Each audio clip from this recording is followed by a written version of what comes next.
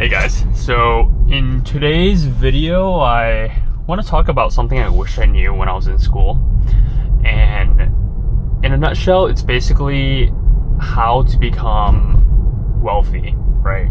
Not how to become super rich, not how to become a billionaire, just how to become financially stable. How to become a millionaire, not really have to worry about your money, your finances, etc.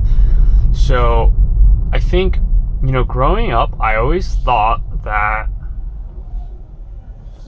just gonna let this guy pass. I always thought that you needed a really high paying job to become successful and, to get financial stability. So, in college, I was trying to become an investment banker, make 400K, and, live large, become really successful, etc. And while I think that's a really ambitious and good goal to have, I think the point of my video is that you don't necessarily need that, right? And obviously the point is not everyone is going to be able to achieve that, myself included. I wasn't really able to break into investment banking, which is fine, but not everyone's going to be able to make 300, 400K a year, right? Some people are just going to make 60K a year, 100K a year, and the point of my video is that that's perfectly fine. You can still create wealth just earning 60K a year or 100K a year. And really the three things that you have to do is, number one, you just need a stable job that pays decently, right? You don't need to make a ton of money, but just a stable job that pays you, depending on where you live, what your cost of living is, $65,000 to $100,000. So if you currently don't have a job like that, that should be your number one priority, right? Your number one priority should be, how can I get myself in a position where I can make 60K a year or 100K a year? And, I don't know a ton about this, but, I'm sure there's jobs out there that pay 60K a year. You can become a police officer somewhere, I don't know. And yeah, as far as I'm concerned, being a police officer is a pretty stable job. And, this might be obvious to a lot of people, but I'm going to say it anyway. You can't save your way to wealth if you don't have any income, right? So, of course, number one goal, earn a decent salary, right? That's going to be your driver for wealth. Number two, save as much money as you can, right? So that means cutting down on your expenses. Out of college, my first apartment, I think I was making about $75,000, and I had a 3-bedroom, 2-bath apartment in LA, and my rent was about $1,000 a month. This was back in 2019. And because it was a really small room, tiny room, I didn't have AC, it was pretty hot, but I was able to save a ton of money because I was paying $1,000 a month, right? On a $75,000 salary, yes, in theory, I could have tried to get a studio or a 1-bedroom, but I decided that I would rather save my money instead. So that's just one example. Yeah, I think for most people, your biggest expense is going to be your living expenses. If you can live at home, I would definitely encourage you to do that for the first couple years, to try to save as much money as you can. There's really no shame in living at home. I wish I had the opportunity to live at home. I would, you'd easily save like $15,000, $20,000. So yeah, that's gonna be the main expense for most people, rent. Second, try to cook as much as you can.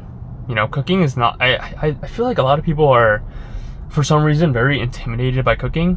Cooking's not very difficult, right? Just go on YouTube, watch a simple video on some basic recipes, and you don't have to cook every single day, but even if you cook 3 days out of the week, you're gonna save a decent amount of money.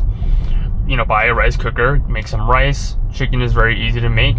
Get some canned beans.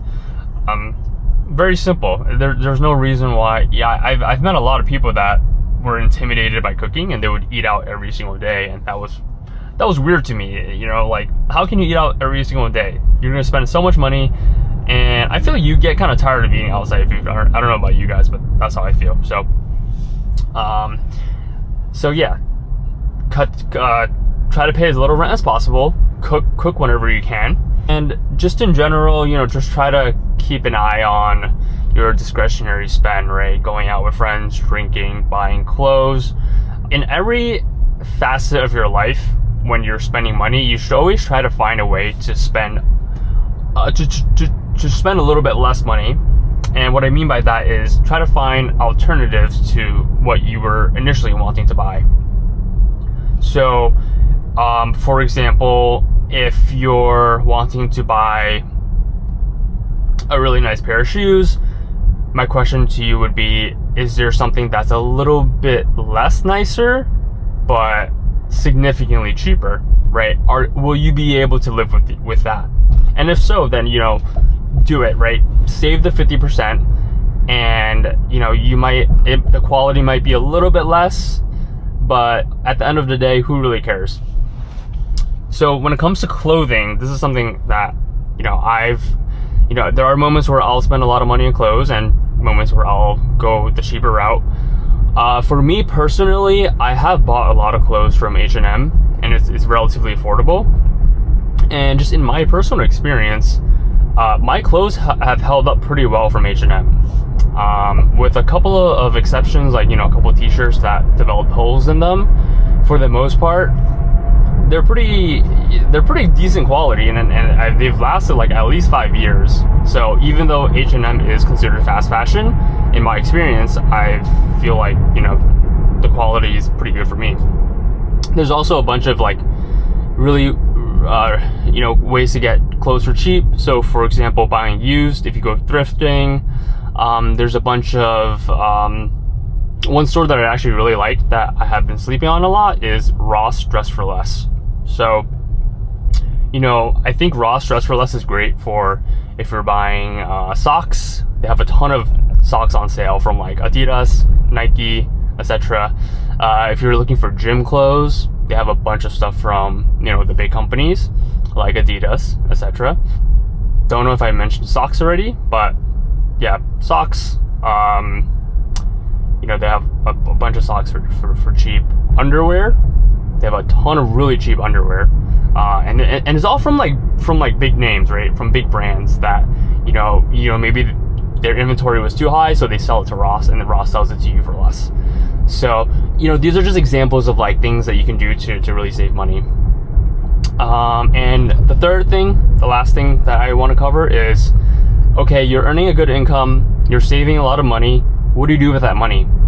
You don't just put it in the bank, right? Because if you just put it in the bank, you're never going to be able to create true wealth doing that. You have to invest in the stock market. That is